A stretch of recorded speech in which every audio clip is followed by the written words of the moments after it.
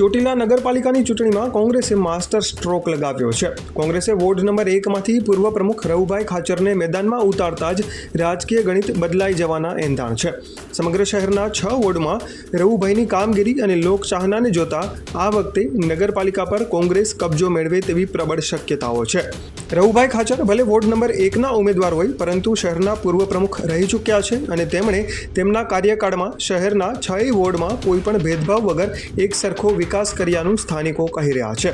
આ ઉપરાંત નાગરિકોની ફરિયાદ સાંભળીને તેનો તાત્કાલિક ઉકેલ લાવવા માટે પણ તેઓ જાણીતા છે. તેમની છબી સ્વચ્છ છે, જેને લઈને વિરોધીઓ પણ તેમના વહીવટ તરફ આંગળી ઉઠાવી શકતા નથી. વોર્ડ 1માં ચૂંટણી કાર્યાલયના ઉદ્ઘાટન પ્રસંગે હાજર રહેલા પૂર્વ ધારાસભ્ય ઋત્વિક મકવાણાએ કહ્યું કે કોંગ્રેસ લોકહિતના કાર્યો માટે કટિબદ્ધ છે અને રવુભાઈ ખાચર તેમનું ઉત્તમ ઉદાહરણ છે. આ ચૂંટણીમાં રવુભાઈ માત્ર ઉમેદવાર નથી, તેઓ નગરપાલિકા માટે કોંગ્રેસનો ચહેરો છે તેવું ઋત્વિકભાઈએ જણાવ્યું હતું. સ્થાનિક પક્ષના કાર્યકરો કહી રહ્યા છે કે રવુભાઈ મેદાનમાં આવતા જ ચોટીલામાં અડધી બાજી કોંગ્રેસ જીતી ગઈ છે. તેમની કામગીરીનો લાભ દરેક વોર્ડના ઉમેદવારોને મળશે અને આ વખતે ચોટીલા નગરપાલિકા કોંગ્રેસની જ બનશે તેવો વિશ્વાસ તેઓ વ્યક્ત કરી રહ્યા છે. લઘુભાઈ દાદલનો અહેવાલ, ચોટીલા.